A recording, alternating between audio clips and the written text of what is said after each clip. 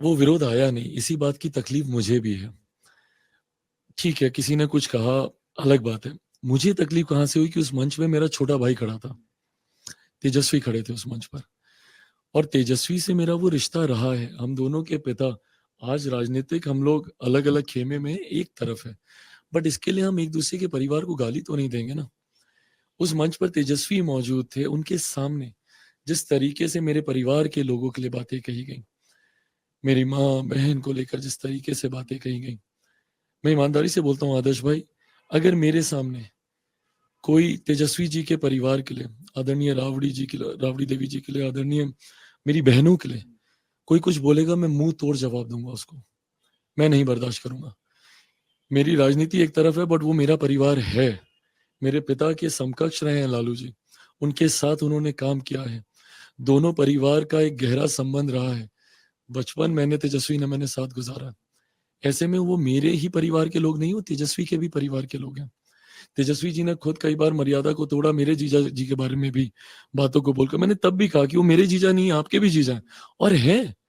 मैं मीसा दी के परिवार के लोगों को मैं उसी रिश्ते से बुलाता हूं जिस रिश्ते से तेजस्वी या तेजप्रताप बुलाते हैं। तो वो रिश्ता रहा है। ऐसे में उनके सामने ये सारी बातें बोली जा रही हैं और उन्होंने एक शब्द नहीं बोला। इस बात की तकलीफ है मुझे।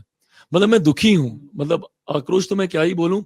और ये कहीं ना कहीं आपको गलत छवि में दिखाता है, और ये उसी जंगल राज की याद दिलाता है। आप उस छवि से आप बाहर निकलने का प्रयास कर रहे हैं। 90 के दशक में इसी तरीके से माँ बहन बेटियों को गाली दी जाती थी, वही जंगल राज कहलाया गया। आप उस छवि से निकलने का प्रयास कर रहे हैं तेजस्वी, तो आपको इस पे स्टैंड लेना चाहिए था। और आप नहीं स्टैंड लेकर, आप तो वो हैं जिन्होंने अपने पिता तक की तस्वीर को हटा दिया था 2020 के चुनाव में, क्योंकि आप एक नई छवि अपनी बनाना चाह रहे थे।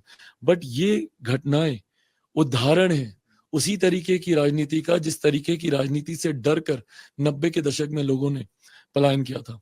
और ऐसे में जो विपक्ष की प्रत्याशी हैं, वो भी उसी मंच पर थी। भाई, आप भी किसी की बेटी हैं, आप भी किसी की बहन है। ऐसे में एक महिला होने के नाते एक महिला को गाली दी जा रही है आपके सामने, आप कैसे बर्दाश्त कर रही हैं? खैर, मैं इस पे मैं कोई कार्रवाई नहीं कर रहा, मैं कोई एक्शन नहीं ले रहा, बट हाँ, मैं हूं दुखी। और ये बात मुझे पीड़ा देती है कि मेरे परिवार के लोग थे वहां पर और उनके सामने मेरे ही परिवार को गाली दी जा रही थी और वो लोग खामोश रहे। इसका कोई जानकारी नहीं है। आप लोग सब लोग जानते हैं, अगर ऐसी कोई बात होती है तो ये चीज टॉलरेट नहीं की जाती है, पहली बात है ना। हमको इसकी कोई जानकारी नहीं है। उन्होंने प्रेस कॉन्फ्रेंस किया और एक वीडियो डाला है जो जनता के बीच, मतलब मंच के नीचे जब हम भाषण दे रहे थे, तब हम तो अपना भाषण दे रहे हैं, है ना।